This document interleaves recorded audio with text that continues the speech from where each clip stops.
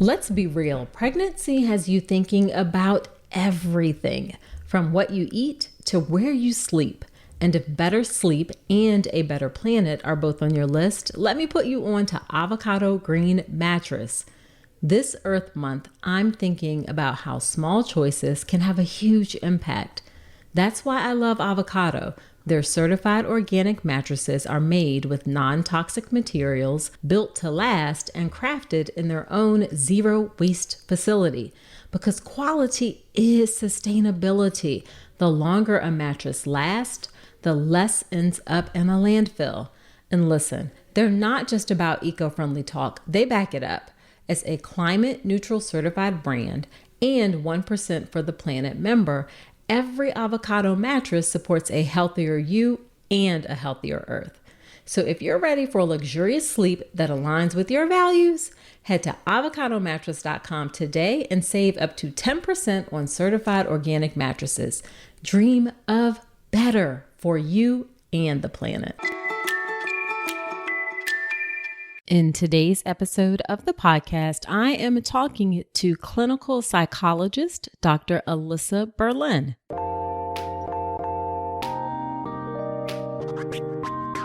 Welcome to the All About Pregnancy and Birth podcast. I'm your host, Dr. Nicole Calloway Rankins, a board-certified OBGYN physician, certified integrative health coach, and creator of the Birth Preparation Course, an online childbirth education class that will leave you feeling knowledgeable, prepared, confident, and empowered going into your birth. Quick note, this podcast is for educational purposes only, and it's not a substitute for medical advice. See the full disclaimer at ncrcoaching.com/disclaimer. Hello. Welcome to another episode of the podcast. This is episode number 51. And as always, I'm so grateful that you are spending some time with me today. Okay, so today's episode of the podcast is a good one. And I know I say that about like every episode, and that's because I strive to make sure that's true. But in this case, of course, it really is true. This is a great episode today. It's with Dr. Alyssa Berlin. She is a clinical psychologist who specializes in pregnancy, postpartum, and parenting. Dr. Berlin is the creator of the Afterbirth Plan Workshop, a program that prepares couples for what to expect after a baby is born and how to prepare for a physically and emotionally healthy postpartum transition for the baby, for each partner, and for the evolving relationship. Dr. Berlin is on the board of advisors for the International Cesarean Awareness Network, ICANN, and she is also a faculty member of Maternal Mental Health Now Training Institute. She has an expertise working with individuals struggling with trauma, and you can also read Dr. Alyssa's blogs on the Huffington Post, where she contributed to PBS's This Emotional Life project. Dr. Alyssa and her husband, prenatal chiropractor, Dr. Elliot Berlin, he was on the podcast actually back in October. They live in Los Angeles and they're the proud parents of 4 amazing children. Now, Alyssa and I have a really fun, great, informative conversation today about reclaiming the word postpartum, a better way to approach the postpartum period, what exactly perinatal mood and anxiety disorders are and how common they are, and then what you should do if you're worried you have a perinatal mood and anxiety disorder. Also, some tips on how to ease the transition into motherhood and much, much more. So definitely listen in. Lots of great information in this episode. Now, before we get into the episode, quick question for you. Have you made your birth wishes yet, also known as a birth plan? If not, it is not too early for you to start. One of the biggest mistakes I see women make is kind of going with the flow when they approach their birth, but you really want to inform yourself so you can be an informed participant in your birth. Now, of course, that doesn't mean that you can guarantee a specific outcome for your birth. No one can do that, but you are much more likely to be satisfied with your birth when you go into the process informed. And one of the ways to do that is to make a birth plan, but not make a birth plan just any old kind of way.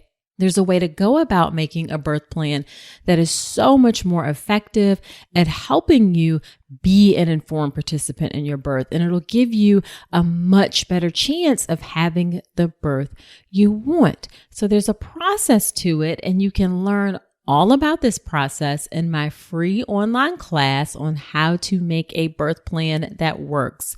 You will learn questions to ask, tips to get your doctors and nurses to pay attention, what to include, and much, much, much more. This is a free online on-demand class. It's offered several times a day. So you can go to ncrcoaching.com/register to sign up. Totally free. So check it out. You definitely will not regret it. All right, so let's get into today's episode with Dr. Alyssa Berlin. Thank you so much, Alyssa, for coming onto the podcast. I am super excited to have you here. Thanks, Nicole. I'm so excited to be here as well.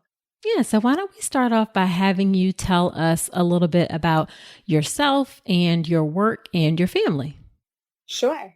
I am a perinatal psychologist, and so I've dedicated my professional work to working with individuals, couples, and families who are pregnant and getting ready for that transition to postpartum.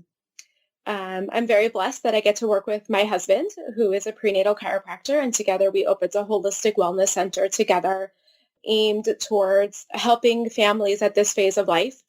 You know, he and I together have 4 children, which Wow. are incredible. Absolutely. So really, And how old are they? So they are now 9, 11, 13, and 15. Okay. So segueing into a very different chapter, but each unique and wonderful in their own right. And it's lovely because it just means that I get to come at this work both from a personal and a professional perspective. Yeah, that is awesome. You know, you mentioned your husband. I will say that he was on the podcast before. It was great to have him on. So you guys are just like a powerhouse dynamic couple. Yeah, it's really lovely to be able to support families together, you know, coming at it from that mind-body experience. He and I joked back in the day when we were both in graduate school that one day we would open a practice called A Shrink and a Quack. Right? Right. So the name didn't stick, but well, it shouldn't because right. Yeah. Well, good. So how about? Go ahead. Oh, and then Nicole, I was just going to say that I've also been really fortunate in the past couple of years to specialize in trauma work, knowing that, you know, for good or for bad, it's a big part of the birth world and how to help families not be stuck in that trauma, but to find ways to work through it so that they could really enjoy this inherently joyous time in life. Oh, wow. Oh, so you focus specifically on birth trauma? So I do both. My passion is preparation and mitigating postpartum illnesses whenever I can. Got it. So that is my passion, right? Why have to step into it to step out of it? If I could help you be prepared and know what to expect from the get-go, and then just start that entry into parenthood off on the right foot, that is where my heart is. Absolutely. That being said, we know that that's not always, you know, in the cards for everyone. Yeah. Or just not the path that they take. And so on the other side, I do work a lot with that birth trauma, pregnancy loss, all the different things that happen at that phase of life. Right. Which is really, really important. I don't think we recognize, especially around pregnancy loss, what the psychological impact can be. So that's great that you have that full spectrum of things that you can offer to folks. Thank you. You're very kind. Yeah. So why don't we just hop right into it and talk about what exactly are perinatal mood and anxiety disorders, if you had to talk about what they are. And that's kind of a big question, but sort of give us an overview, I guess. Yeah, sure. And if it's okay, I even want to start one step before that, which is Absolutely. to say, I'd really love to reclaim the word postpartum. Because before we talk about postpartum illnesses, a little bit we need to talk about normal postpartum adjustment or the normal postpartum period. I feel like day to day when you hear people say, oh, she's so postpartum, they're using it as this catch-all phrase for she's anxious or she's depressed. And so first and foremost, we really want to recognize that in the same way that any woman who currently has a baby in that uterus is pregnant, any woman who has just delivered a baby is postpartum, period. Right. And it's important to recognize that because if we can recognize that as its own time period, then we can also start to ascribe normal behaviors and expectations to that time period. Rarely do any of us move into a new home or start a new job, and from day one, we've got it going on. We feel like it's the perfect fit and we know where everything is, and it's just that easy fits like a glove kind of experience. Most new experiences take time. Exactly. It takes time to find, where the water cooler is or where the break room is or where we want to hang the pictures or stuff like that. And the same is true for the normal postpartum period. It's a major adjustment. You've just added a new person to your life. You've added a new role to your life. And we want to create the time and space to slowly adjust to that. So that's postpartum. Yeah, that's really important because we focus so much on pregnancy. I mean, I feel like we're getting better, but we definitely do not really help women with that transition. It's certainly, I mean, speaking from the medical side, we do that 6-week postpartum checkup and then bye-bye, which is completely insufficient. So yes. I'm glad you're raising awareness to that. Yeah. Let's talk about something most pregnant women aren't getting enough of, omega-3 DHA. The recommendation is over 200 milligrams a day, but less than 5% of pregnant women in the U.S. meet that. That's one of the reasons I love Ritual's Essential Prenatal. It has 350 milligrams of vegan DHA, plus other key nutrients like methylated folate and choline to support baby's neural tube development. As an OBGYN, I appreciate that Ritual goes beyond the basics.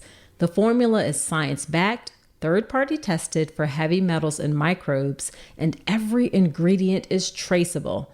And the delayed release design, it's gentle on the stomach, something that really matters, especially if there's trouble with nausea during pregnancy.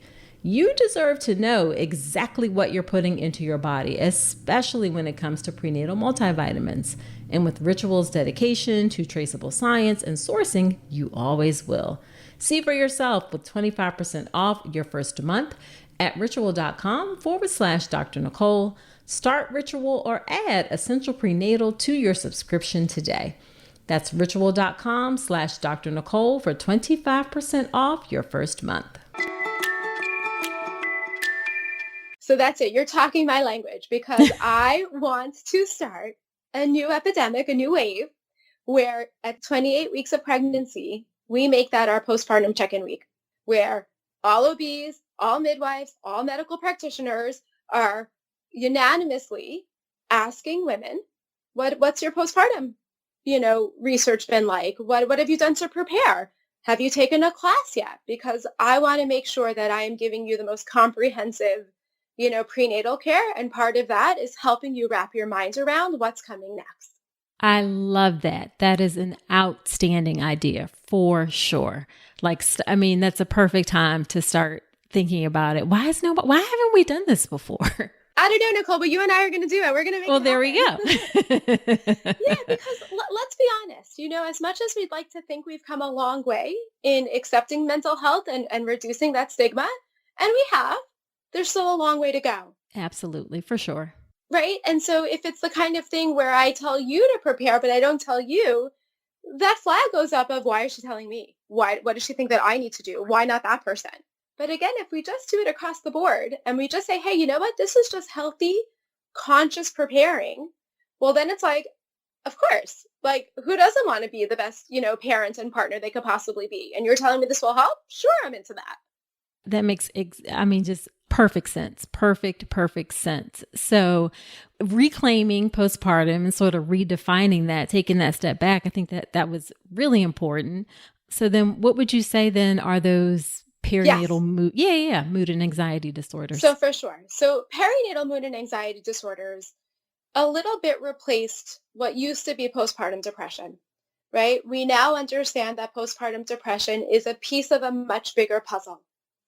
And so perinatal means from conception through that first year, post-delivery.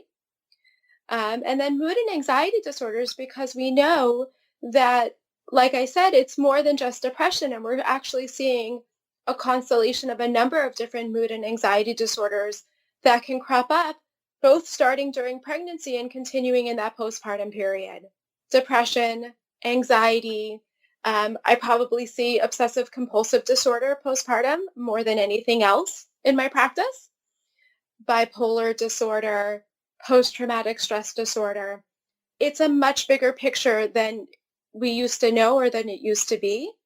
And honestly, for a lot of women, their postpartum illness will look more anxious and depressed. And You it's know, I've so, noticed that a lot too. yeah. Yeah. Yeah.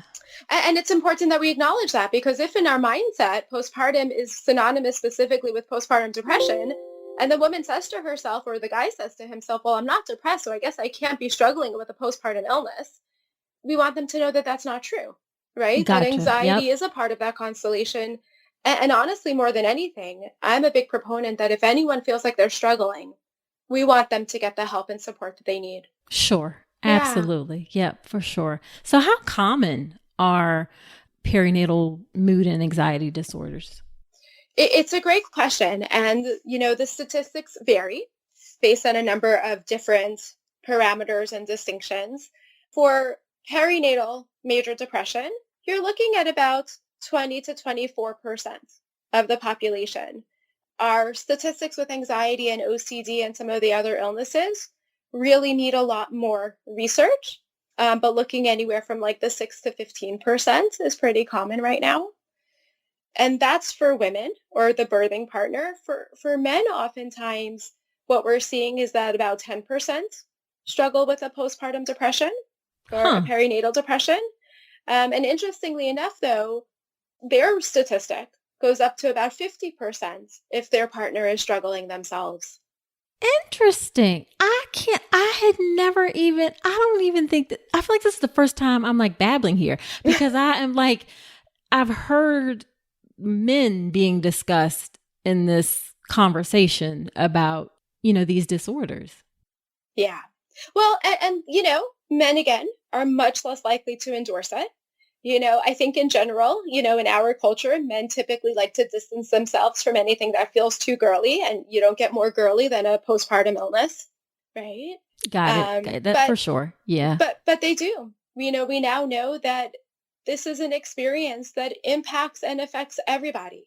And our very sweet, supportive partners on the side are also impacted by the enormity of what it means to be a parent and to take on that new role. For sure. Absolutely. So then how about what are some signs or symptoms, I guess? What are some things that should raise alarm bells for women that they may be having trouble with mood or anxiety? I feel like that's a long thing to say, like perinatal mood and anxiety disorders. So we shorthand it as PMADs. Okay, let's say PMADs then. Yeah, okay. So we'll say PMADs. So what are some signs and symptoms that women should be on the lookout for PMADs? Sure. And again, maybe we could add one other element before we even go into that, which is, please. let's add in the baby blues. And Mm. let's recognize that the baby blues are, something that starts 2 to 3 days after a woman has a baby and lasts for about 2 to 3 weeks. And that it's something that impacts about 80 to 85% of the population. And I'm a big believer that anything that 80 or 85% of people are experiencing is normal, Right. right? It's this normal recalibration that's happening as your body is adjusting to some of those major shifts in hormones. And so the baby blues, some of the signs and symptoms are feeling overwhelmed, feeling down, feeling like your mood is a little bit erratic, crying for no reason. Maybe you're laughing for no reason, although that's usually less bothersome to people. It's this feeling of just not being grounded within yourself. I don't feel like me. But it's important to recognize that for majority of women, the baby blues will go away on their own. There are definitely things that we can do to help. First and foremost, anything you're going to do to take care of your physical self is going to help your emotional well-being. So eating healthy, nutritive foods, taking a shower, Yes. God, that makes a big difference. huge difference. And that's true for all of us across the board. Maybe going outside and getting some fresh air, or, maybe sitting outside or taking a few steps, or if you feel up to it, walking around the block. So anything you're going to do to help with your physical self is going to really help your emotional and your cognitive well-being. Talk is huge. At our core, we're social beings, and that connection and that communication is just life altering sometimes, in knowing, oh, you're in this with me. I'm not all on my own. That could be huge. Touch is tremendous. And those are Anything. all like fairly easy, straightforward things, like not, not like huge, Right. And we Yeah. want to keep that in mind, that although when someone is struggling, they can feel bigger, but ostensibly we want us to do small things in the right direction, break things down so they don't feel too big, and that they can have a really nice, bigger impact along the way. And support is massive. Yeah. Yeah. It's funny because you hear people saying that our village disappeared, and I don't like to think about our village disappearing as much as the face of the village has changed.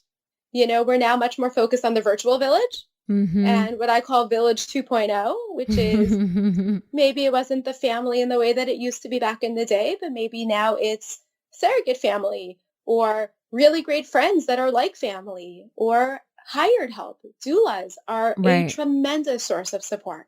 Absolutely. For sure. For sure. So those baby blues, which are normal first couple weeks, but then if things kind of extend is where we're getting, or when you start to get concerned. That's right. And so for some, there will be some signs of depression or anxiety creeping up in that period. But like you said, for many, it's when we cross that 3-week mark, that 2 to 3 week mark, and we see that people are still struggling, or struggling in a deeper way instead of things improving, that we tend to be more in the realm of those PMADs. And a lot of the signs for depression or anxiety are similar to what those disorders might look like, in the not postpartum period, but they tend to take on somewhat of a different feel and become much more focused around baby. So for example, with depression, we know that with normal depression, a change in sleep and a change in appetite are super common, either over or under. In the postpartum period, it tends to usually be more under. Women who are not really eating very much, losing their birth weight really quickly. Women who are struggling to sleep and having a really hard time settling down their minds and being able to, get some rest. A lot of thoughts or concerns about their adequacy as a parent that start to crop up. And then for anxiety, anxiety has this internal experience of almost like this live wire. Like, I just can't settle down. Thoughts, or sources of concern kind of seem to get stuck in our minds. And, instead of some normal concerns where maybe someone will offer you some information of why that might not be an issue. Like, let's say, for example, we're concerned that baby's not eating enough. And maybe someone would say to you, oh, but look, like that was such a great poopy diaper. And I was like, oh, okay, yeah, I guess then that must mean they're taking in good calories. When someone's struggling with anxiety, I talk about the yes buts kind of kicking in. And it's like, yes, but, or it's like, but what if? And it's that notion that they're not as calmed by that information, but that next concerning thought is like on the heels of the one before, right? But how do you know? Yes, but what about this? Yes, but what about that? And then usually when one issue is satisfied, it just tends to jump to that next piece. Got it. Okay. Okay. So when a woman is concerned that she's having trouble, either I guess during pregnancy or after pregnancy, I don't know if the response is similar, but what should she do? That's a great question. And we want to tap into the resources around us. So, first and foremost, Nicole, when I do a workshop, the Afterbirth Plan workshop, which is a workshop that I encourage couples to do when they're pregnant. And in that workshop, one of the 3 components that we go through are signs and symptoms of baby blues and PMADs, and helping them walk through exactly that question. What do I do if I'm struggling? And I always want people to know that I'm a resource for them, that they can call and check it out, and we can talk it through together. But reaching out to any doctor or practitioner or therapist that you already have an established relationship with is great. Ideally, right, if we've done that preparation during pregnancy, we've also created some space and created some permission for women or men to talk to their partners about it, if they're lucky enough to have a partner in the picture. And so having permission to have that conversation means being able to go to their partner and say, hey, some of those things that we talked to, Dr. Alyssa about, I don't know, I'm kind of, struggling or wondering if that's happening for me. Or maybe it's the partner who notices that their partner is struggling and for them to broach the subject. But OBs are great. Postpartum doulas are great. Therapists are great. Again, reach out. Let someone know that you're having a hard time is a tremendously helpful piece. And again, we want to make sure that we're talking to the right people who don't kind of poo-poo it, if you will, or say, no, you're fine. It's normal. But someone who's going to take any concern that you have seriously and want to check it out and explore it with you. And that's really important. Really crucial points. I think the points that that Alyssa and I think would agree on. Number one, please just tell someone. Like, bring it to someone's attention so you can get help. Don't hold this inside. And then number two, find the right person. What Alyssa said is just so critical. If you encounter someone who's like, oh, that's just normal, or oh, you'll get over it, then please find someone else who takes your concerns seriously. Yeah, absolutely. And here's where Postpartum Support International does a really wonderful job of bringing that message home, right? They have their universal message, which really talks about this notion that it's not the woman's fault, right? Mm-hmm. So that she's not alone, first and foremost. So there are other people who have walked that path, and there are definitely people who can help, who understand what's going on, so you're not alone. You're not to blame. Right. It's not your fault. There's nothing that you did to make this happen.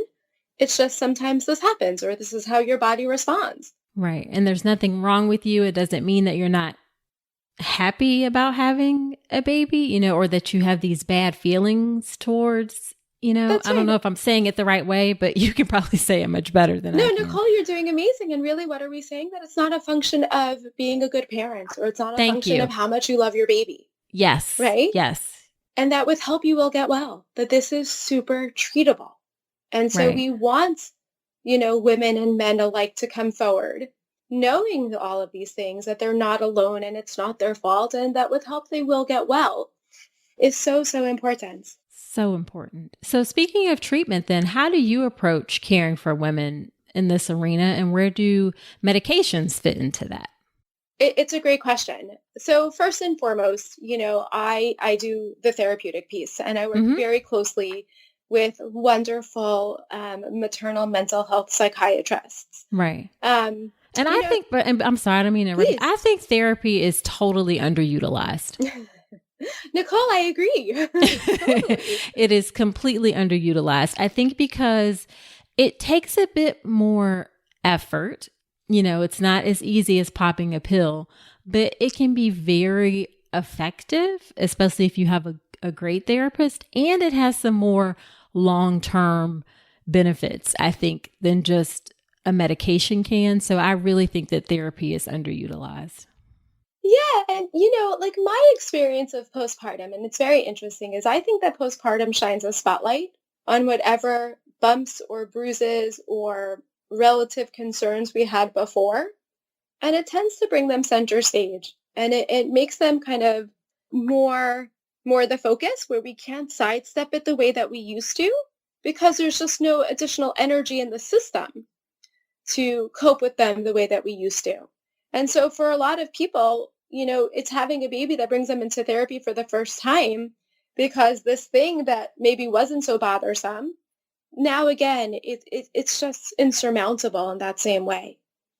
And therapy is huge. It's a huge, wonderful resource to have, to come to a place that's solely geared towards nurturing and supporting and helping you to feel more integrated within yourself, and help to feel or to make life more doable day to day. For sure. So how long, and I don't want to say that I'm like against medications, because I'm certainly not, because some people need medication. That's just the reality of it. And it's important for people to know that the conversation around medication is changing dramatically. It used to be that the conversation was, am I exposing baby to the medication, right? Either through pregnancy or through breast milk, or is there no exposure at all? And the truth is that's not the case. That's not really what the choices are. That really what we're deciding between is exposure to an untreated mental illness, which we know impacts baby, or medication. Yes. And although medication is not a first line defense for me, I'm a firm believer that no one should suffer, in the pregnancy or postpartum period, and that it's an important component in the larger picture. Absolutely. So what is the typical like therapeutic relationship in the sense for how frequent, how long before folks can seem to feel better? That may be hard to say, but how do things typically go? It's a great question. And where it's challenging is, from a combination of different factors. Is what's coming up more a function of being overwhelmed with what's happening as well as the hormonal changes in the body, but perhaps there's no bigger traumas in the system? Or has this, chapter in life or the process of having a baby triggered or exacerbated a prior trauma? Or was this experience in its own right traumatic? And Right. trauma is one of those things that it's in the eye of the beholder. Very much So, so. right, if a woman had a birth that to her felt traumatic, even if someone else around her might have said, oh, that was beautiful, Yep. we want to go with where mom is. Absolutely. Yeah. So that makes it really hard. And frequency will oftentimes be based on how much mom or dad are struggling or how much partners are struggling. And I come at it from two different perspectives. I like to use, what I call Band-Aids, which are more like cognitive behavioral methods to really create some nice behavioral change as immediate as possible so that day to day doesn't feel as daunting or overwhelming. At the same time, I like to work with the underlying stuff that's maybe fueling it from within in an effort to deal with the larger problem or whatever trauma may have been triggered. And to do that, I use a lot of somatic experiencing and eye movement desensitization reprocessing, EMDR, which are both really helpful. So it really depends where mom is or where dad or where the couple is and what we want to address. First and foremost is returning her to a more comfortable level of functioning. That's first and foremost. And probably one of the first things that I'll intervene with is how much sleep is mom or dad getting? Or how much sleep are the partners getting? How much supports do they have around them day to day? And how do we help them access levels of support? And that's going to be that first line. And then when some of those stuff have stabilized, then we look at potentially working on those deeper things. Got it. That's because like if you can't get the basics down, then my goodness, it's hard to even tackle any of the rest. That's it. All bets are off. And we don't want to add fuel to the fire. We want to first contain and stabilize. That's always going to be number one. Yeah. Now, do you recommend that women seek out psychologists who have special training or interest or expertise in treating pregnant and postpartum women? I do. Having someone who has an expertise with maternal mental health or paternal mental health around this time period is really important because those are going to be the practitioners who understand the nuances in the different, PMADs from how they might look in a non-pregnancy postpartum period and the changes that occur in this phase of life. And to that end, there are some wonderful resources that can help connect you with a therapist, with that expertise. I've had lots of people who come who might have a regular therapist and just want to work on this one piece before they go back to their other therapist. So Maternal Mental Health Now is something right here in California that has a wonderful resource directory that will help people connect with psychologists and psychiatrists Oh, that run nice. the gamut of low fee, no fee, regular fee, all of that. Postpartum Support International has coordinators, I believe, nationally and internationally. I'm one of the local coordinators here in LA, and those are people who are there to help anyone who's struggling connect with the appropriate resources or referrals that they need. Oh, well, I have never heard Postpartum Support International. I Yeah, am embarrassed that I've never heard of this, but we will for sure link it in the show notes so everybody can have access to it. that's amazing. Yeah, Nicole, and I know how much you like those acronyms. So PSI. Postpartum Support International is PSI. There we go. There Yeah. we go. Okay. So does a lot or most of your work focus on women in that transition to the postpartum period, or do you see women during pregnancy as well? What's the kind of balance for, Sure. or what do you see? Mm-hmm. Yeah, and I do both, knowing that such a deep passion is prevention. I'll work with a lot of women or couples or men, right? Birthing and non-birthing partners alike during pregnancy, because oftentimes getting pregnant or being pregnant will already start to bring up some of those ghosts in the nursery or old relationships that maybe are not sitting as well with us, especially if there was a loss of a parent historically. Oftentimes that's something that kind of gets called back up into question for the woman who's now birthing and getting ready to segue into parenthood themselves. Couples who maybe are struggling and noticing some contention will come in during pregnancy to get on top of that and address that before the baby comes. And then I'll get a number of people who come in, and it's even just from this perspective of prevention and wanting to safeguard the relationship and prepare for what's coming next. So I do a lot of that. And then on the other side, anyone who's struggling, I want them to reach out and we work on whatever it is that they need to do, like we said, to return them to a really happy, level of functioning so that they can enjoy that little person in their lives. Right, right. And I guess I brought that up to say that, yes, we have more attention on postpartum depression and PMADs, but some women do struggle during pregnancy as well, for sure. And it's okay to seek help during that. And you should during that time as well. Right. Not only is it okay, we want you to. Yes. Why would we want you to wait until baby's on the outside to figure out a plan? Because like we said, perinatal, we know that for a lot of women, those symptoms will start during pregnancy, oftentimes in their third trimester. And if that's the case, we want to get on top of it, knowing that that's a risk factor to struggling in that postpartum period. So we want to do whatever we can to help, whoever's struggling in that place, whether it's the birthing or the non-birthing partner, and use that opportunity to plan more extensively for making sure that we have resources and different things in place for after. Got it. So if you could, do you have any suggestions or advice about things women can do during their pregnancy to help ease that transition into motherhood? For sure. First thing I want you to do is take a workshop. Find something around you that helps you to wrap your mind around what to expect. Now, is your workshop available online at all? So it is. I do the workshop locally live, or I'll do it, live via Skype or Zoom meeting or things like that. And actually over the holiday weekends coming up, we're getting ready to film it. So it'll be a self-paced class that you can do online from the comfort of your own home. Okay. Well, yeah. We will be sure to link to that in the show notes for sure. So folks, you can check that out.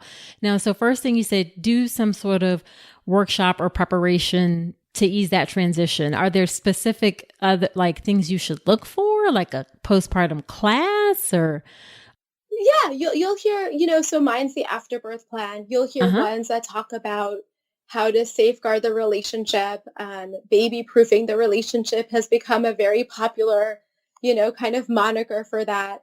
And whatever it is that we can do to help inform or educate you about what's coming, about the importance of nurturing that romantic relationship, recognizing that feeds, our relationship with our children. There are some wonderful books out there that you could read that are amazing, that also help you to wrap your mind around that. John and Julie Gottman have And Baby Makes Three, which is a great read. I'm trying to remember which came first. I don't remember if the workshop came first or the book came first, but it was the basis for their, transition to parenthood work. David Code has a wonderful book. The title is something to the effect of To Raise, Healthy Children, Put Your Marriage First. And anything along that line that really helps give a couple permission that the time that they take to nurture their relationship with their partner is not something that they're doing to baby, but something that they're doing for baby. and informs baby's sense of attachment and sense of safety and just informs, a healthy child development. Got it. So first thing is take some sort of workshop or class or read a book during your pregnancy so that you are prepared.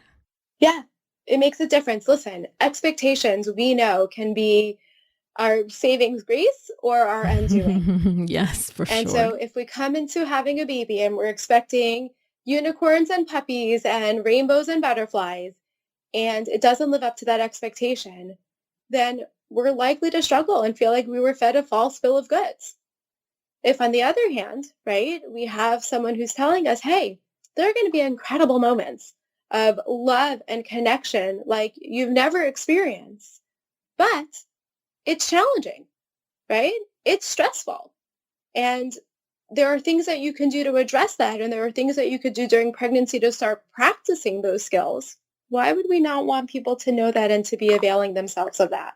Yeah, for sure. Absolutely. So what other things, if you had one or two other things that folks could do?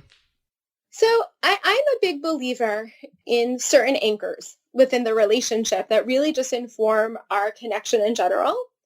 Again, if a person is lucky enough to have a partner in their lives and they're doing this together, then I want them to know that it was remiss of them if at any point they thought that being in a committed relationship means that they stop dating, because it doesn't. It does not, right? So it's okay. And if that's you, you can quietly say, okay, now let's get back on track, right? Because dating is a lifelong process. Yeah. Finding something to wear during pregnancy shouldn't feel frustrating. And with Armoire, it's actually fun. Armoire is a clothing rental membership that gives you access to high quality, beautiful pieces that fit your changing body and your style. You take a quick 5-minute style quiz, pick what you love, and fresh styles show up at your door in as little as 2 days. I recently tried Armoire and y'all, I loved the dress they sent. It was flowy, flattering, and it had pockets. I felt so good wearing it. You know that feeling when something just fits right? That's what Armoire delivers. And for you, Armoire is the answer to feeling cute and confident in maternity clothes without spending a fortune. No more clutter, no more wasting money on clothes that won't fit in a month. Just stylish, feel-good options on your terms. Right now, my listeners can give Armoire a try and get up to 50% off their first month. That's up to $125 off. Just visit armoire.style/Dr. Nicole. That's armoire.style, ARMOIRE.style/Dr. Nicole to get up to 50% off your first month and never worry about what to wear again. Try Armoire today. So one thing I like for, families and couples to do is to make sure that no more than 7 days ever go by without having what I call a date moment. Ooh, a 7, I'm like 7 days. Are you sure, Alyssa? Can we stretch it out to 10? No, go ahead. Yeah. Well, but here's the thing. I'm not a big fan of date night when it comes to being pregnant or postpartum, and here's why. Anything that has to compete with sleep is doomed to fail. So don't go up against the sleep guns, right? We want to really honor sleep as an important component in this bigger picture. Right. So, but a date moment, and a date moment is really lovely in that it doesn't have to require you to leave the house. It doesn't have to require you to spend money. A date moment is any hour or two that you set aside for no other purpose than to charge the batteries of your relationship with each other. I like that. Yeah, do my masks in the bathroom. Have a picnic in the living room. Get canvases and paint at the kitchen table. It doesn't matter. The only goal is to sit together and charge the batteries of that relationship. And that's huge. That's definitely huge. Right, because think about it. When we feel like we're a team and we feel connected to our partner, the world becomes a lot easier. Things that felt insurmountable feel ever so slightly, if not magnanimously, more possible. I think that's great that you frame it as a date moment. See, that feels much lighter and easier? Because you always feel like date night, whether it's during your pregnancy or definitely once a baby's born, is like this production, and you got to get a sitter, and you got to do this and you got to do that. But when you just make it a moment and the added piece of it's about recharging your relationship, then that makes it a lot more doable. Yeah, and that's what we want. We want small steps in the right direction. So here, I'll give you my analogy of relationships. Ready? Mm-hmm. When I think about relationships, I think about walking up a down escalator, right? Think about it. If you put in a little bit of effort, you'll make some headway. Right. If you put in more effort, you'll make more headway. But the second you stop actively climbing that escalator, life just naturally brings you down. The same is true with our relationships with our partner, right? If we put in effort, it helps to facilitate that closeness. But the second we stop actively investing in that relationship, the more life and stress and responsibility just naturally brings us down and farther apart. And having a baby speeds up that escalator. So it requires us not to pull back on our efforts, but to double our efforts of what we do to nurture that relationship. Yes. But this is all, go ahead. Yes. Right. No. And so the last piece, Nicole, is but think about it. It's just one step at a time. And that one little step and that one extra moment could be a game changer, because small things in the right direction make a big difference in the long run. Oh my God, Alyssa, girl, you are over here dropping so much knowledge. I love this analogy. Yes, that is so perfect. Yes. Nicole, you're awesome. You're so much fun. I love that that you got it. Yeah, I mean, you can, guys, if you could see me over here like shaking my head, like, yes, that makes perfect sense. So, wow, look, I'm going to have to talk to my husband after this about For sure. Yes. Give me a call. We'll talk pointers, offline.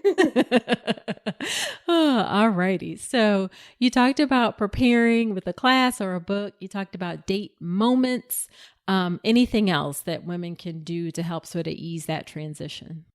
I mean, I think sex always helps. I mean, okay.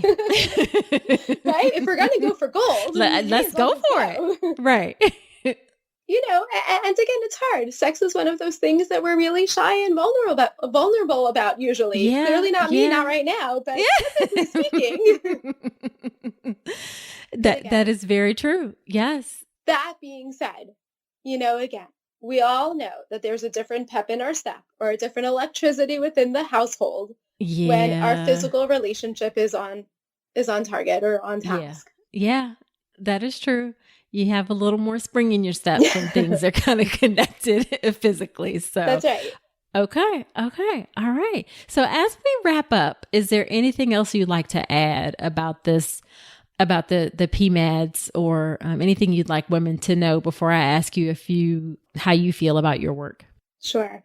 More than anything, I feel like sometimes we segue into having a baby and we never go into it thinking like, I'm going to have this new relationship with my baby at the exclusion of my partner. And yet we know that 2/3 of couples experience a decline in their relationship satisfaction when they have a baby.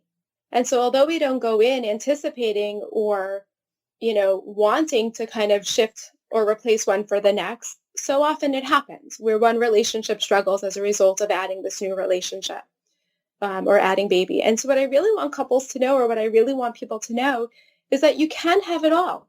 You can have an incredible relationship with baby. You can have an awesome relationship with your partner and a flourishing life overall, that you don't have to choose, or one doesn't have to fall to the wayside. It takes some effort. It takes a whole lot of work, but it's doable. And I go back to small steps in the right direction. I guess if I were to leave you with one last thing, it's that I believe that every new baby comes with 2 new best friends: creativity and flexibility. Yeah. Oh, yes. Yes. I'm like just thinking about my own experiences. Absolutely. Yes, for sure. Creativity and flexibility. Love that. So some questions that I ask all guests who come on: what is the most rewarding part of your work? It's helping to return people who are struggling to an inherently happy phase of life, and to know that you are not impacting just an individual, but you're impacting a family and generations to come that, are going to flow from that couple that you're working with. That's really beautiful. I'm sure that feels great. It is. It's really special. I always tell individuals that I'm really honored to be a part of their journey. And I mean it wholeheartedly, right? For someone to let you in at such a vulnerable time in their life and to help make a difference, or seeing them being able to enjoy this baby that they've worked so hard to bring into their world, there's nothing like it. Yeah, for sure. Now, on the flip side, what's the most frustrating part of your work? When people leave too early and we don't get to see it all the way through, if I were to be honest. Okay. Yeah, or sometimes not even knowing what happens, right? People leave because people need to leave sometimes. Right. But you can't help but wonder, are they okay? Where are they? What do they need? So that's definitely the hardest part.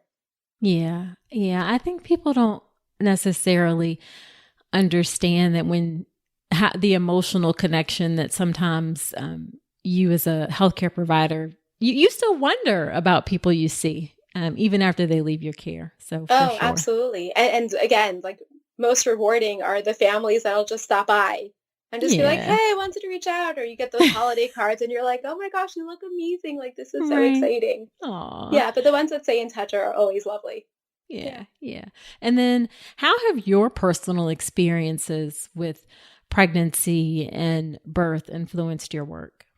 It's huge because, so 15 years ago or 16 years ago when my son was born, there was very little that I was aware of that existed to prepare for postpartum. It was actually one of the biggest incentives or impetuses to really embark on this work was after baby number 2, feeling like there's got to be more out there.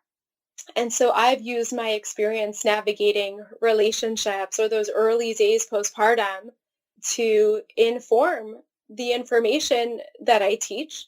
It was, the catalyst to do some of that research to help other people not have to step in those pitfalls, right? If I could help you avoid those pitfalls now knowing that they're there, how amazing. And so often that's informed by our own personal experiences. Yeah. And not that people who don't have children, people who don't have children can certainly help pregnant women and during birth, but there is something that transforms you when you are a healthcare provider and then you go through pregnancy and birth yourself and then continue to take care of pregnant women. It changes you. It does. It changes you. And I feel like the proof is in the pudding from the perspective of how many people don't start in this birth space, but find themselves segueing into it after they've become a parent themselves. Very true. So yes. Of course, not a prerequisite by any means to support someone as they go through this process. But I do think it says a lot that many of us, after we've had kids, that feel the passion and the call to support other families. Yeah, for sure. Well, thank you so much, Alyssa. This has been a great interview. Where can people find you and find out more information about the things that you do? Thanks, Nicole. And you're amazing. Definitely one of my most enjoyable podcasts that I've done. So you are incredible. Thank you. Absolutely. You can find me online, www.drberlin.com. And we made it fun for you guys. So doctor is spelled out. So it's DOCTOR Berlin.com. You can also find me on Instagram, Dr. Alyssa Berlin. And I hope to hear from you soon. Okay, awesome. Well, thank you so much. And you take care. And we will be in touch for sure. Absolutely. We're going to have to grab coffee soon. Yes. All right. Okay. Take care. Take care. Bye-bye. Okay. Bye-bye. All right. Wasn't that a fun episode? I really enjoyed talking to Alyssa. She's all the way on the West Coast and I'm on the East Coast. But if I am ever on the West Coast, I will certainly look her up so we can grab that cup of coffee, and same invitation for her if she's ever on the East Coast in Virginia. All right. So you know that after every episode where I have a guest on, I do something called Nicole's Notes, where I go through my top 3 or 4 takeaways from the episode. And these are my takeaways from this interview with Dr. Alyssa Berlin. All right. Number 1, I love how she talked about reclaiming the term postpartum.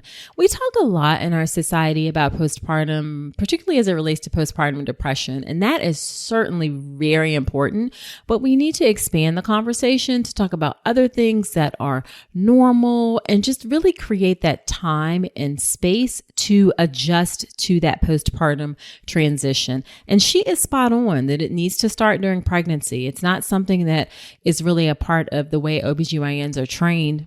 So we need to really make that a routine and standard part of prenatal care.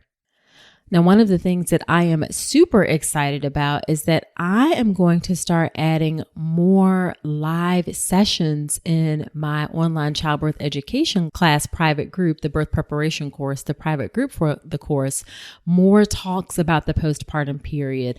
So some of it, of course, will be fun stuff like nursery, diaper bags. I'll also talk about things like childcare, how to choose a breast pump. So I'm super excited to add that as a component for members of the birth preparation course. So stay tuned for that. If you are not part of the birth preparation course, you can check it out at ncrcoaching.com/enroll. Okay, the next thing that kind of grabbed my attention was recognizing how anxiety can actually be an issue for a lot of women and not necessarily depression. I think that I probably experienced this with my first daughter, especially. If you've listened to the podcast, then you know that my first daughter was born 8 weeks premature. She had an intestinal malformation called duodenal atresia. She had surgery 3 days after she was born. She spent a month in the NICU. She's totally healthy now. But when she came home, I was very anxious. In fact, I remember one day she threw up.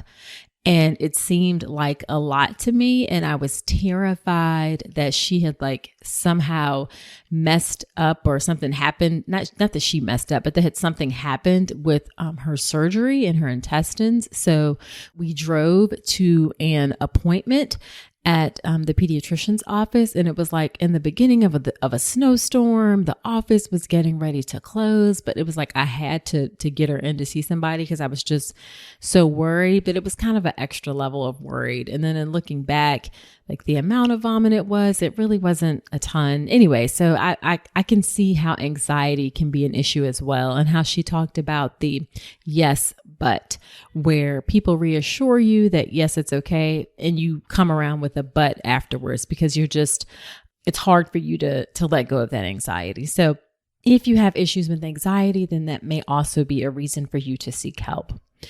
All right. The third thing that stuck out with me is that how she talked about we are social beings at our core. We are absolutely social beings.